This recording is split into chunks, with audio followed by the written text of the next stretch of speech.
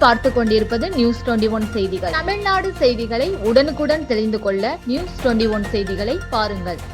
ஜம்மு காஷ்மீரில் தீவிரவாதி தாக்குதலில் 26 பேர் உயிரிழந்தவர்களுக்கு மோட்ச தீபம் அனுசரிப்பு.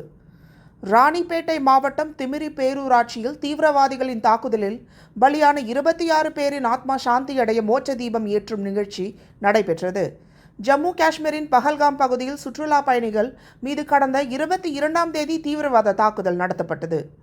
ஆயுததாரிகள் நடத்திய இந்த துப்பாக்கி சூட்டில் 26 பேர் உயிரிழந்தனர். உயிரிழந்தவர்களுக்கு அஞ்சலி செலுத்தும் விதமாக தமிழகம் முழுவதும் பல்வேறு இடங்களில் அஞ்சலி செலுத்தி வருகின்றனர்.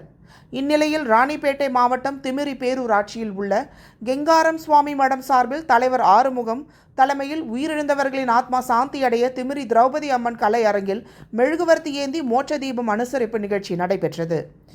இதில் அனைத்து வணிகர் சங்க தலைவர் செல்வராஜ், நெல் அரிசி வியாபாரிகள் சங்க தலைவர் ராஜி, பெரிய தலைவர் லோகநாதன், நாராயணமூர்த்தி மற்றும் கங்காரம் சுவாமி மட நிர்வாகிகள், பொதுமக்கள், வியாபாரிகள் மெழுகுவர்த்தி ஏந்தி அஞ்சலி செலுத்தினர். 26 பேரின் ஆத்மா சாந்த மோட்ச தீபம் அடைய வேண்டி சிவபஜனை பாடல்கள் பாடப்பட்டன.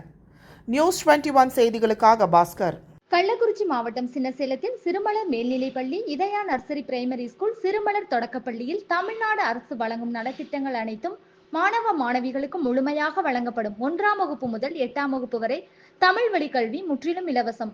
10ஆம் வகுப்பு, 11ஆம் வகுப்பு, 12ஆம் வகுப்பு மாணவிகள் 450க்கும் மேல் மதிப்பெண் எடுக்கும் மாணவ மாணவிகளுக்கு 50% கல்வி கட்டண சலுகை உண்டு. தரமான கல்வி, வளமான எதிர்காலம். மாணவ மாணவிகளை எம் பள்ளியில் சேர்க்க முந்துங்கள். மாணவ மாணவிகளின் படிப்பிற்கும் ஒழுக்கத்திற்கும் 100% வெற்றி உறுதி.